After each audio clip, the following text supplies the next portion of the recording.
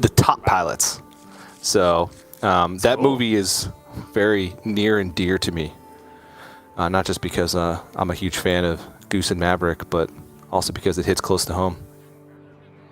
All right, well, no closer to home than here as we have a classic matchup of Warrior versus Druid and a ton of different variations. Control Warrior has gone through many iterations over the years, so has the Token Druid.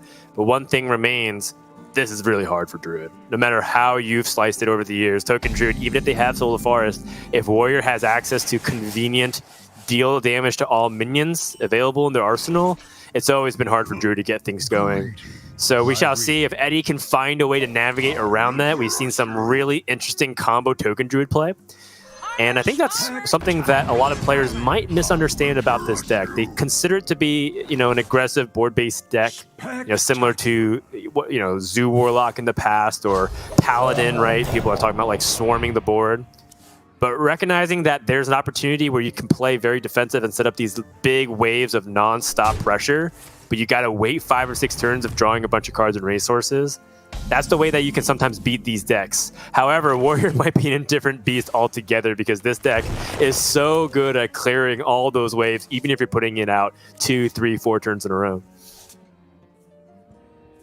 Yeah, now the one thing about this deck is that it doesn't draw cards that fast, right? Outriders, Axe, and like Corsair Cache to an extent are the only ways that it draws cards. So there can be an opening, right? If you just layer your boards turn after turn in the mid game, and try and play around removal where you can. Talking about trying to play around Bladestorm with Adorable Infestation, or kind of layering your threats, prioritizing Soul of the Forest when you know you can't play around some of the harder cards like Bladestorm or Brawl. Because even though Fled has a ton of removal in the deck with double Rancor, double Bladestorm, double Brawl, he's not going to be drawing into every single piece of those, even through half his deck, right? Even though it may seem like it sometimes when you're playing out those games. So Eddie's just got to find a way to layer those boards, and he has an ability to do so. He has a Gibberling in hand, Glowfly Storm. That's 2 boards right away. Nature Studies can also find a way to build a board. So it's not the worst start in the world, though Fled does have Double Brawl and Heart of Cthulhu, which is another piece of removal that he can utilize. And a position that we see Druid all too familiar with, Celestial Alignment. That's just funny. I mean, if you want to get creative, right, that Celestial Alignment's not terrible. You build a board, then you Celestial Alignment. They have to have a single removal. Okay, sure, but you can think about it for a second and be like, okay, maybe this is not all that bad. Yeah. Well, it does seem that Eddie is trying to time before the pivotal turn 5 removal, which Fled has plenty of. Heart of Cthulhu, Brawl, even using Maw of Cthulhu if you need spot removal to, if there happened to be a tall minion, would be very annoying for Eddie to deal with. Now the question becomes, how can he press in here? I was thinking about Mark of the Wild originally, but now we start to get to that turn 5. And Fled's been playing so quickly that, sometimes it's a little bit difficult to make reads on your opponent when they play so fast, just solely because they give you less time to think. So Eddie is now using his few seconds here to gather himself of what's the best way to go about it. Is it Resizing Pouch? Maybe look for a specific card, either at 2 mana, 1 mana, maybe even 3 mana, probably not. Or is it just Mark of the Wild and, try to push some damage here and just ignore the fact that there's like this Venomous Scorpion, try to make your minions a little bit taller so that cards like Brawl and Heart of Cthulhu are less effective. There's a lot of ways that Eddie could approach this. My first instinct is Mark of the Wild makes it a little bit difficult for Outriders Axe, and you can trade one of the Glowflies into the Venomous Scorpion. So that way the removal is a little bit less optimal. So that's my first thing that I was thinking about. However, the problem is that it does kind of make it so that if Warrior has single target remove, which they a lot of do, it can just basically give them a ton of value. that they don't normally get. Because part of what makes the Warrior great is that they have all these kinds of removal, but single target removal against a token Druid deck is often awkward to use. So Fled's actually more than happy to do something like this right now. Yeah, gets to keep drawing cards with Outrider's Axe, getting full value. Still able to hold on to much of his removal. Ooh, Fungal Fortunes. Okay. Mushroom Power. So Eddie hesitates first because while Fungal Fortunes looks to be the strongest play on average for him to do, I think he's hesitating to see if, you know, Resizing Pouch for 5 makes sense in any capacity. I don't know if that's the case, because if you do find Glowfly Swarm or another Arbor Up, like, is that the time to play it? I do feel like Resizing Pouch. Okay, he is going for a 5 here. Okay. Glowfly Swarm or Teacher's Pet. There actually are a lot of good 5s. Obviously, you know, Jandis Brav is just such a great card. But it's limited to neutrals, both minions, or all minions, and then actual class cards, minions, and spells. It's 5, not just 5 for Druid, unlike Guidance, for instance. But it is kind of an interesting decision, because even though he has Fungal Fortunes, maybe he just wants to play like a Teacher's Pet this turn. But gonna just go with Arbor Up. Next turn he can go Fungal Fortunes and then reload with Glowfly Swarm once he fills up his hand with spells. Yeah, this makes a lot of sense from Eddie. He knows that his window is closing, and I mean, there's just even just the Cthulhu package itself feels like it's soloing this entire deck, right? We haven't even gotten to the phase Warriors playing its own cards from its class. We're still just clearing the first couple of spells that you got for free by putting into Cthulhu into your deck. So Eddie has to rely upon Fungal Fortunes to potentially bail him out. Finds that Nature Studies. Nature Studies can't really get much going this turn, but he can save it for next.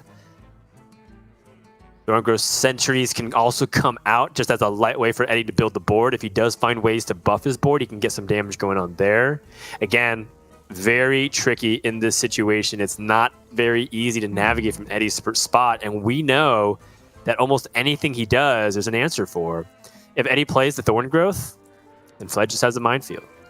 If Eddie does nothing, Fled extends onto the board with Shield Maiden and a Wand Maker, or any kind of variation thereof. He can choose to play Scorpion instead.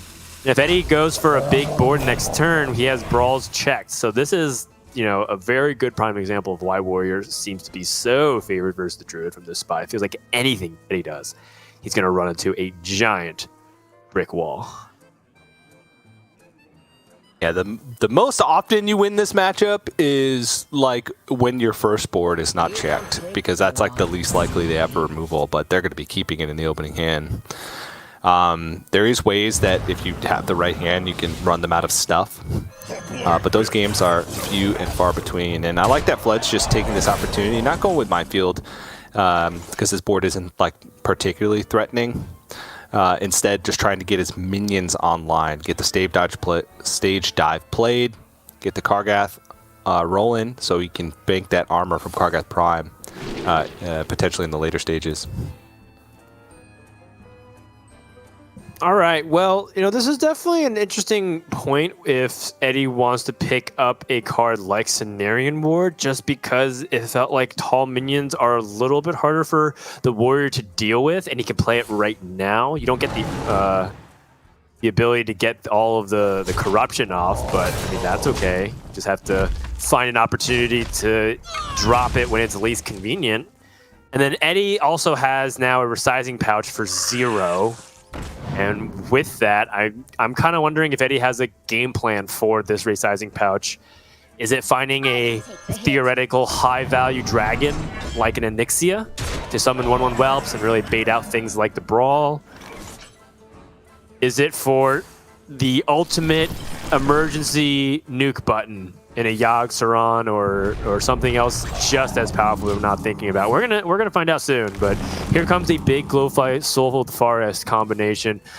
The classic setup here for Druid with Soul of the Forest to make their board sticky, and yet despite that, Fled still has lots of ways to deal with it. Could use Brawl, Does not actually have a rank 4 in hand, which is quite unfortunate for Fled, because that would just be a nail in the coffin, but this is still a very good setup. Yeah, looks like he did lose the brawl because I saw Barricade was active at the very last second after he used the brawl. And yep, it is going to be a train token that survives. So I believe this will be 4. Yeah, 4 summon. So this is a little scary. Wow, I think he needs to just take off as much power as possible. Just respect this a lot. That is... Wow. Not what he wanted to see. Yeah, that was surprisingly ineffective. You know, I kind of expected Minefield to kill at least 2 minions. Fled, you know, I was kind of looking at the Barricade as well. But, you know, Fled's really unhappy, of course, with that result. It's going to take a lot of potential damage if Eddie found a way to, say, Solar Eclipse and Arbor up number 2 of some capacity. Because, you know, Eddie does have generated spells in the hand. It is kind of difficult to pin him on a specific range of those units.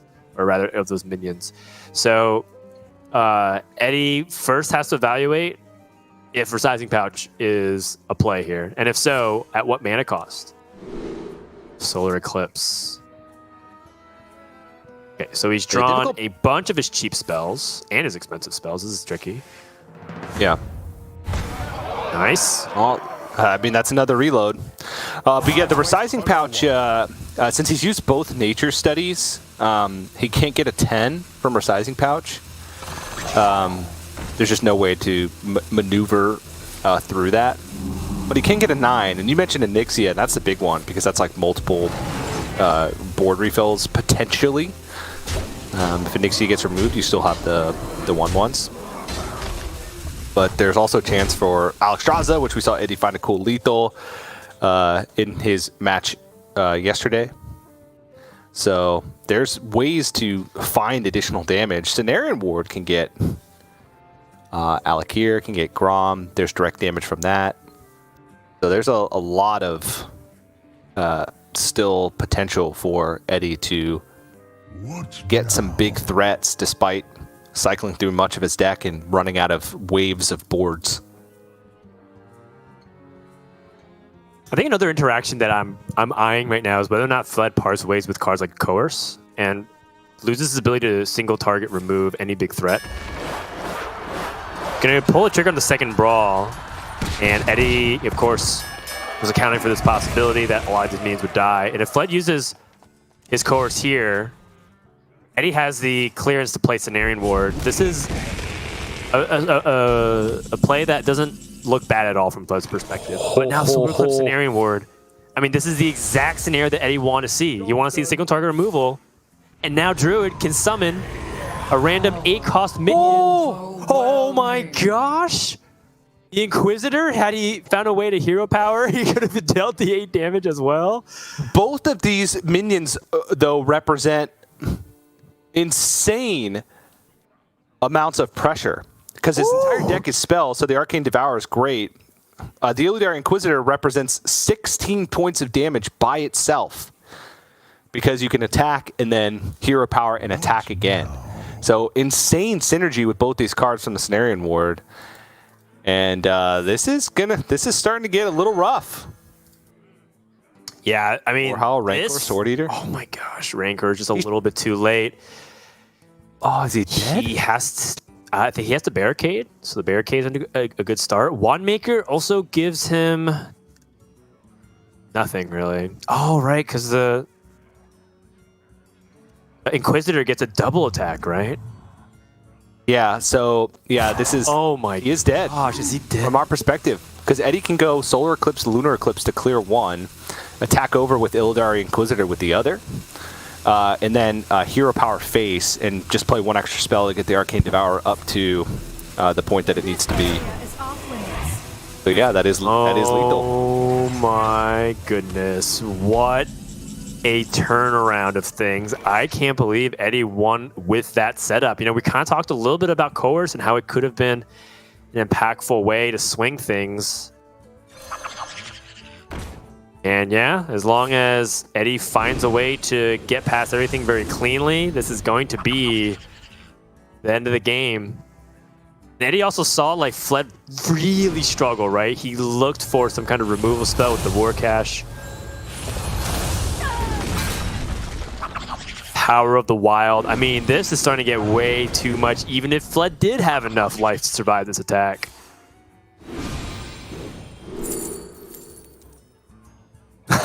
Kiri. I don't even know what he's looking for right now because he's just got lethal represented on board.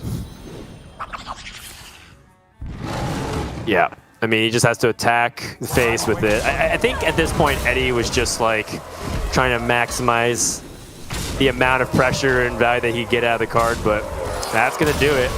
Either that or Eddie didn't realize that he had lethal until afterwards, but I'm going to lean towards that Eddie had the whole plan. He was going for elaborate BM. That's going to be game one. What an upset. Token Druid takes it over the Control Warrior, a matchup that might be one of the most one-sided on paper that you'll see data-wise. But, you know, leave it to Eddie to find a potential win condition and out from his unusual position, right? It's an unfavorable spot. Warrior chilling. If I do have to say that there's one thing about Fled is that he didn't give enough credit to the potential outs of Druid, right? Like, we know that the only way for Eddie to win in this spot, especially from watching yesterday's game, is to look for something like Resizing Pouch.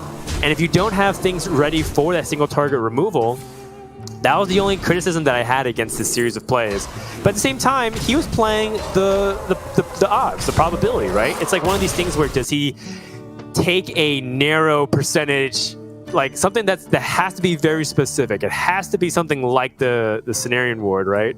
And that Solar Eclipse, and something like these minions that are 8-drops that can threaten him in that way. And so it's a very unlikely scenario. And again, that's only being very nitpicky, but it's got to hurt for Fled because there's no takebacks in Last Hero Standing. You don't get another chance to play that Warrior deck.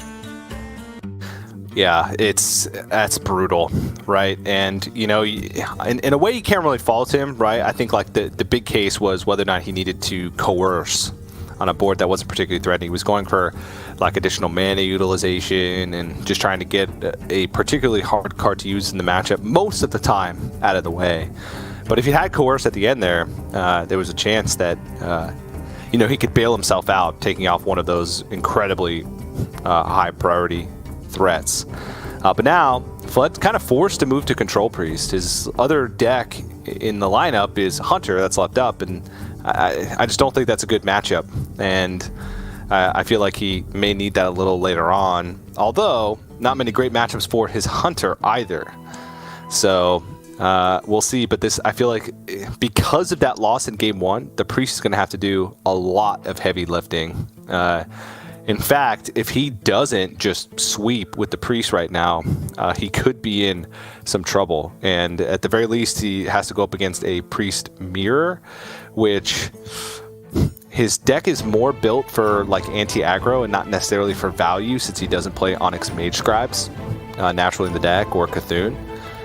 But we'll see. Getting a little bit ahead right now, and I'm just looking to see what Flood can do here in Priest versus Druid. Because he built an anti-aggro, this is a little bit better matchup. He does play Double Condemn. Of course, he plays Blademaster Samuro, Sarella, Ogremancer, all cards that are great against Token Druid. The Token Druid can beat just about anything. It can. And I'm starting to really believe that Resizing Pouch might just be core to what Token Druid needs to do in tournaments. I don't know if it's necessarily what you want on average on ladder, right? We have seen some people climb to the top of ladder without having cards like that, because it just reduces the amount of consistency that you have on your average draw to ensure that you have power plays. But in a field where people get to counter Q into your deck to pick a very good matchup against that, I mean, Resizing Pouch might just be the nuts. Eddie, every now and then, whips out these techs that, you know, no one else is really doing, or if they do, they don't really lean into as much as Eddie does. And from it, he's able to just find some unusual conditions to win. It is what players say they fear about him the most as a player. I mean, it's been 2 years and change now we've been seeing Eddie do this. In Grandmasters in particular, right? Like part of it was that we didn't really get to see much of Eddie back when he was Sohyun competing in the Hearthstone Championship Tour, and we didn't get to see much of that going on. But I'm pretty sure that's what was happening, as he was one of the most consistent players back then, landing constant top 16s. Starting off pretty aggressive. Dribbling coin, nature studies. I mean, this is the start that we talk about, right? Oh my gosh, it's the Fungal Fortunes to reload. Fungal Fortunes. Now, he can't play the next turn because he's going to use up the Fungal Fortunes buff. I mean, theoretically, he could with Lightning Bloom. But just this is threatening enough. Condemn picked up. It just has to be used. Even though that's honestly not that many resources that Eddie expended on that turn to get that done. That's a Condemn that he's not going to have for this Glowfly Swarm, which seems like it's quite imminent right now for Eddie. He gets to have a weak turn now, sure, but then go Fungal Fortunes into Glowfly Swarm. What to do?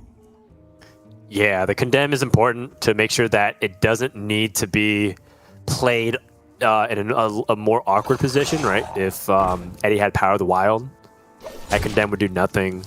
So a necessary thing. What I can't help but notice is that Fled looks kind of devastated by what happened the previous game, right? Like, it seems like he's still remembering what happened in game 1 with Warrior versus Druid, and to which I just gotta say, man, you gotta change gears.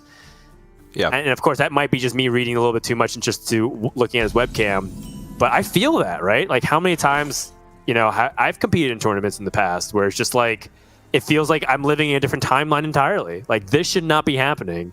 Druid should not be alive. I should be with Warrior. He should be counter-queuing me.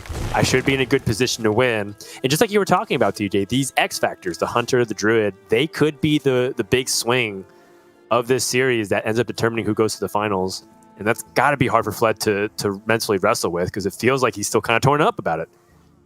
Yeah, it's pretty brutal. He gets one full turn of development here, which is, I guess, the saving grace, but he's kind of, again, desperately digging for just another answer. Hit Shadow or Death, which is pretty useless in the matchup unless it's gotten to a point where you're already quite dead. He did also have the option for palm reading, which honestly, in that situation, palm reading is pretty good because you can just it gives you a much wider set of options than Sethic. And then this turn he could have gone Sethic Wandmaker. You know, still develop just as much of a board, right? It's more about quantity than it is about like the size of your minions to be able to trade off on different board states. But honestly, this game could end very quickly. Eddie this turn could go Innervate Glowfly Swarm, and if it's not dealt with, he has Lightning Bloom, Solar Eclipse, Arbor up, which would probably end the game. So if I'm Eddie, I'm looking at that combo and I'm thinking, oh yeah, 6 Glowflies. If 5 survive, that's 30 damage. So if he can only clear 1, oh, okay, I thought that was a huge. Condemn. Very big. Well, Holy Smite is still nice, right? To help him get that train going. Palm reading? Okay. Can still discover Condemn. 5 mana. Yeah.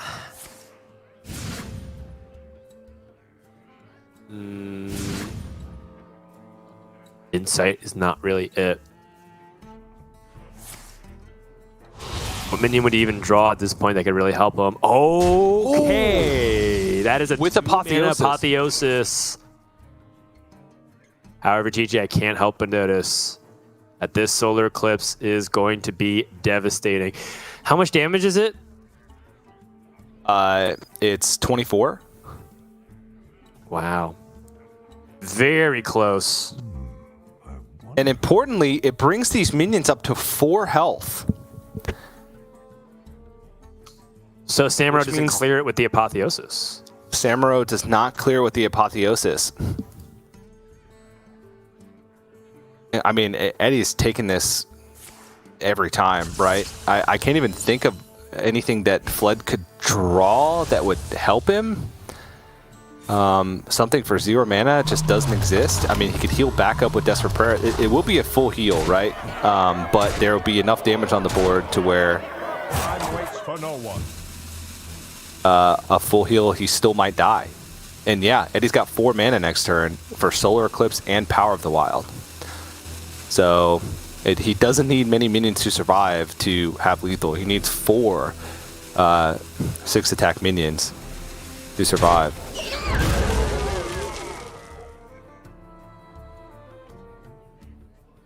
My It's a big swing regardless, and he has to do it. Yep.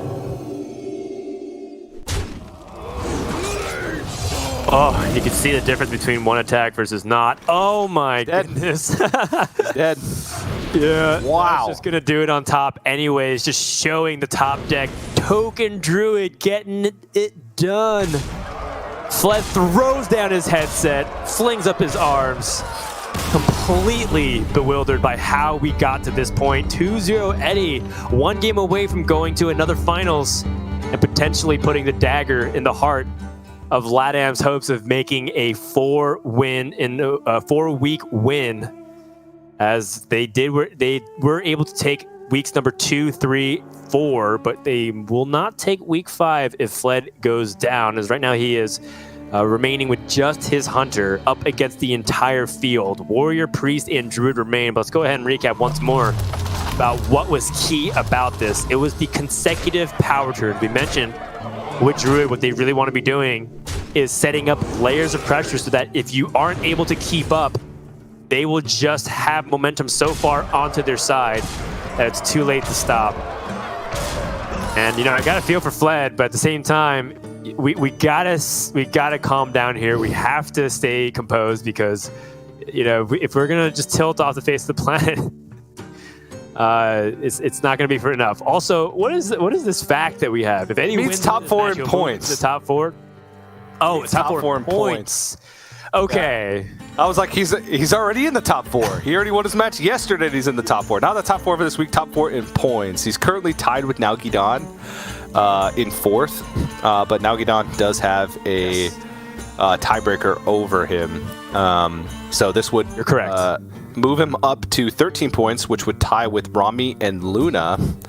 Rami's done for the week, so that would be, you know, at least like a tie for 3rd. Luna has a chance to earn more points, but could end up tied for 2nd or an outright 2nd is the scenario for Eddie if he does win this match. It's looking very likely because Fled has Face Hunter left, and he has to win with Face Hunter 3 times in a row against Token Druid.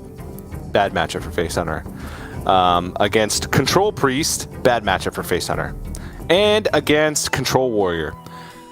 Bad matchup for Face Hunter. So, 3 bad matchups, some worse than others, and has to win all 3 in order to take the series.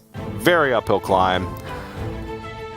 It would take a miracle for him to do it against these decks 3 times in a row. Yes, to say, I mean, that is very difficult to do in general. If he was, let's be very generous and say he was a 45% favorite, to win that 3 times in a row would be, what, 9%? It's very, very hard to do that when you're unfavored, right? It's hard enough to do it if you're favored against 3 matchups. Yeah. Because just of the sheer amount of, difficulty it goes through of beating a deck, even if you have the odds slightly tilted into, your side of the deck. But if we take a look at the way Token Druid is able to capitalize onto Hunter's weaknesses, is that they're able to go wide, and even things like the double Thorngrove Sentries is going to be very problematic. I love this pounce, stopping the aggression immediately, and Fled has nothing to use his adorable infestation on. This guy's Cobalt Pack Runner, which is getting met with a Lunar Eclipse. Is Fled just destined to lose this series? I don't get it. Oh my goodness, as if he needed any more.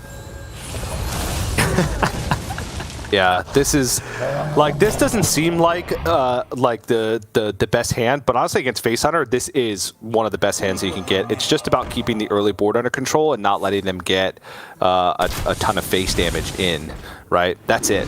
That's almost all there is to it.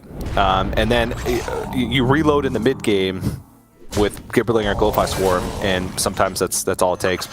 All right, well, pack it up. I mean, this is brutal. This is just absolutely brutal.